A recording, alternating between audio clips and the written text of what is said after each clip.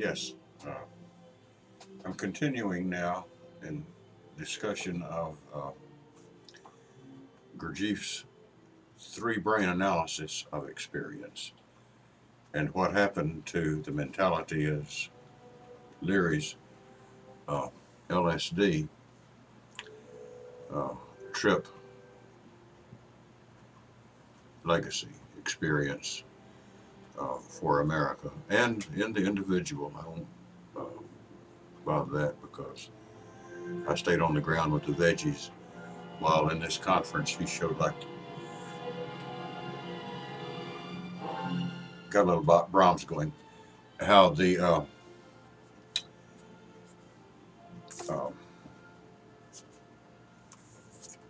DNA was programmed so that we would unfold and be able to access by brain endocrinology or other technology uh, consciously. I don't think we would need even LSD very much, but the evolution would be towards higher states of consciousness because, along with the uh,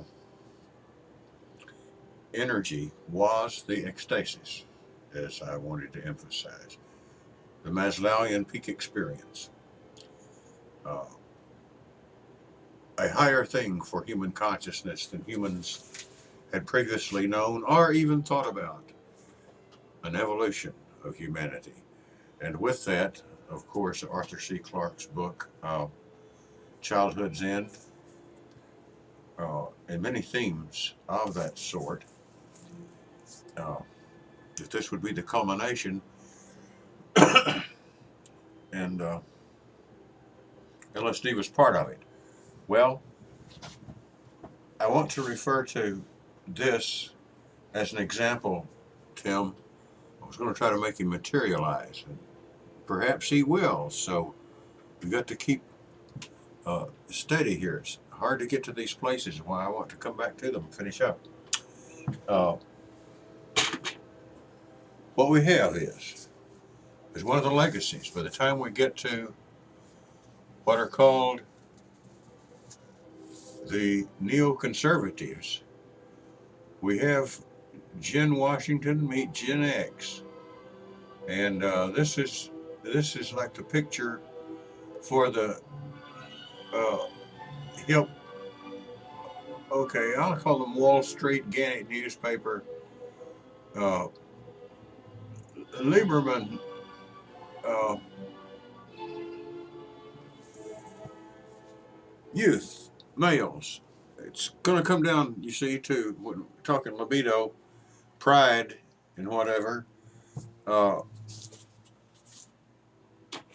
the young males, I feel as if uh, these long-haired dudes and all their ecstasy and everything of this sort, at the time, like in Leary, like there was really no ego psych. No ego psych. There was a trip. He was a guide. And so that goes over into lack of any soul grounding, grounding of the second brain, in mastery of time, and economy of psychic uh, tripping, the trajectory that's taken up by uh, uh, social philosophers, Ram Hare, trajectory, in order to the notion of a trip, and life is a trip, and the Jesus trip, and all the other trips that one might be on, because like Osiris, at first there was just one Osiris, then later everybody had their Osiris. So first there would be just like one, the trip, but later everybody would have their trip, because hell, to be a tripper, to be a trip. And so this way of comprehending time and bringing individuality into time through this kind of presence would have also gone with the notion of Leary of this time around. Uh, so time is an importance of this. libido with the males, uh, wanting to take advantage of the sexual liberation of the females,